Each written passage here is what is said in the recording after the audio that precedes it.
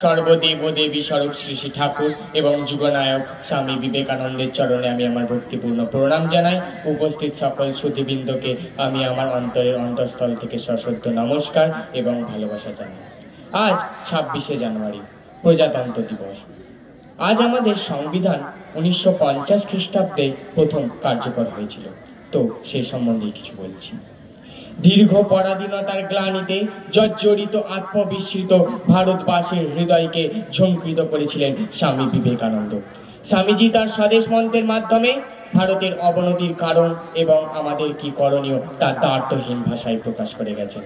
তিনি বজ্র নির্ঘোষস্বরে ভারতবাসীর কাছে আহ্বান জানিয়েছেন যে ভারতের যে সমস্ত 33 কোটি দেবদেবী রয়েছে এবং মধ্যে মধ্যে বিদেশিদের দ্বারা আমদানিকৃত যে সমস্ত দেবদেবী রয়েছে তা এখন থাকুক।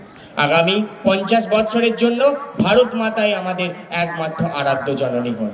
আর স্বামীজির সেই আহ্বানেই ডাক দিয়ে কোটি কোটি ভারতবাসী ভারত মাতার চরণে নিজেদের প্রাণ বলিদান দিয়েছিলেন। স্বামীজির সেদিনের আহ্বানেরই ঠিক 50 বৎসর পর 1947 খ্রিস্টাব্দের 15ই আগস্ট ভারত স্বাধীনতা লাভ করে। একটি স্বাধীন রাষ্ট্রের যে সমস্ত বৈশিষ্ট্য থাকা আবশ্যিক তার মধ্যে কয়েকটি উল্লেখযোগ্য হলো, প্রথমত একটি নির্দিষ্ট ভূখণ্ড, একটি নির্দিষ্ট জনগোষ্ঠী, একটি সার্বভৌম সরকার এবং একটি বিধিবদ্ধ সরকার। একটি কল্যাণকামী সার্বভৌম রাষ্ট্র পরিচালনায় প্রাচীন ভারতের মনুসংহিতা এবং বাচস্পত্য সংহিতা থাকলেও দীর্ঘ পরাধীনতার শৃঙ্খলে ভারতবর্ষের কোনো ভারতীয় সংস্কৃতি আধারিত কোনো বিধিবদ্ধ সংবিধান ছিল না। তাই পৃথিবীর অন্যতম বৃহত্তম গণতান্ত্রিক কল্যাণকামী রাষ্ট্র পরিচালনার জন্য স্বাধীন ভারতে ডক্টর ভীমরাও আম্বেদকরের নেতৃত্বে সর্দার বল্লভভাই প্যাটেলের সহায়তায় একটি পৃথিবীর বৃহত্তম লিখিত সংবিধান রচিত হয়, যা ছিল আমাদের এই ভারতবর্ষের সংবিধান। আর ঠিক আজকের দিনেই 1950 খ্রিস্টাব্দের 26শে জানুয়ারি এই সংবিধান কার্যকরী হয়েছিল। তাই আজকের দিনটি প্রতিটি ভারতবাসীর কাছে, প্রতিটি ভারত মাতার সন্তানের কাছে সত্যি গর্বের, সত্যি মূল্যবান।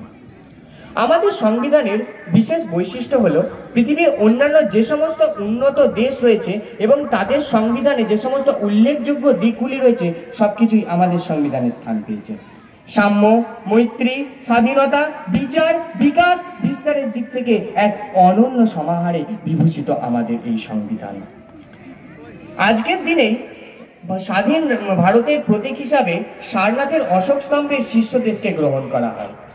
সিংহ বেষ্টিত, নিম্নে 24টি দণ্ডযুক্ত একটি চাকা, যা ভগবান বুদ্ধের প্রতীক, বুদ্ধের ধর্মচক্রের প্রতীক, এবং চারপাশে ঘোড়া, ষাঁড়, হাতি, সিংহ 24টি দণ্ডযুক্ত চক্র দ্বারা বিবেদিত এবং তার নিম্নে ধ্যেয় বাক্য সত্য মেব জয়তে। প্রখ্যাত ঐতিহাসিক রাধাকুমুদ মুখোপাধ্যায় বুদ্ধের জীবন ও ধর্মমতের মূল নীতিগুলি ও ভারতীয় সংস্কৃতির সত্য, নিষ্ঠা, অহিংসা, ত্যাগ, মৈত্রী ও বিশ্বভ্রাতৃত্বের প্রতীক রূপে ব্যাখ্যা করেছেন এই অশোক স্তম্ভকে। যুগ যুগ ধরে ভারতের শান্তি ও মৈত্রীর বাণী প্রচার করে এসেছেন শ্রী শ্রী রামচন্দ্র, শ্রীকৃষ্ণ এবং এরও 2500 বছর পূর্বে গৌতম বুদ্ধ এবং পরবর্তীকালে শ্রী চৈতন্য দেব থেকে শুরু করে স্বামী বিবেকানন্দ।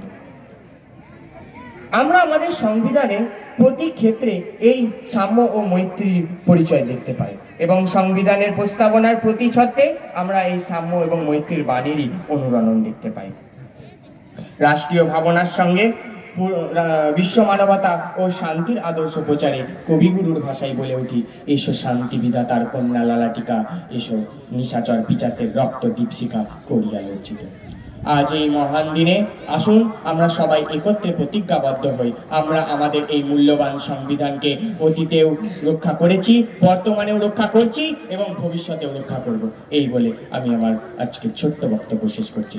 সর্বে ভবন্তু সুখিনঃ, সর্বে সন্তু নিরাময়া, সর্বে ভদ্রাণি পশ্যন্তু মা কশ্চিৎ দুঃখভাগ্। নমস্কার। সম্বন্ধে অনেক কথা শুনিয়ে গেল।